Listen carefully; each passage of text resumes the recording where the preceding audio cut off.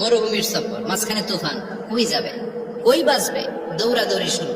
দৌড়াতে দৌড়াতে এক পাহাড়ের গুহার ভেতরে আশ্রয় নিয়েছে। গুহা চিনেন তো? পাহাড়ের গুহা। আশ্রয় নেওয়ার সাথে সাথে বৃষ্টির পানির ঝাপটায় পাহাড়ের উপর থেকে বিশাল এক পাথর খন্ড এসে পাহাড়ের গুহার মুখটা বন্ধ করে দিয়েছে। বন্ধ, অন্ধকার। এরা পড়ছে বিপদে। হায় হায়, বাঁচার জন্য ঢুকলাম, এখন এই মরণ। ঢুকছিল কি জন্য? এখন মরণ।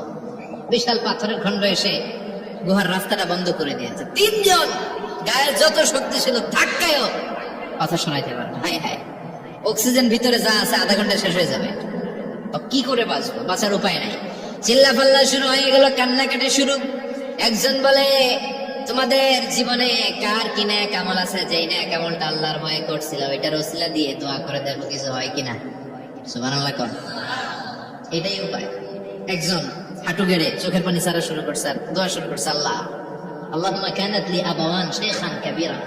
আল্লাহ, আমার বাবা মা ছিল বৃদ্ধ বৃদ্ধা, আমি পেশায় রাখাল, সারাদিন ছাগল চড়িয়ে রাত্রিবেলা দুধ আনতাম, সবার আগে আব্বা মারা দিতাম, এরপরে আমার ছেলে মেয়ে, এরপরে স্ত্রী।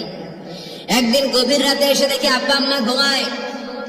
দুধের বাটি নিয়ে আব্বা আম্মার মাথার সামনে দাঁড়িয়ে রইলাম। ছেলে মেয়েগুলো আব্বা এসে বলে, আব্বা দুধ দাও। আমি বললাম পরে, আগে আব্বা আম্মা খাবে, তারপরে তোরা।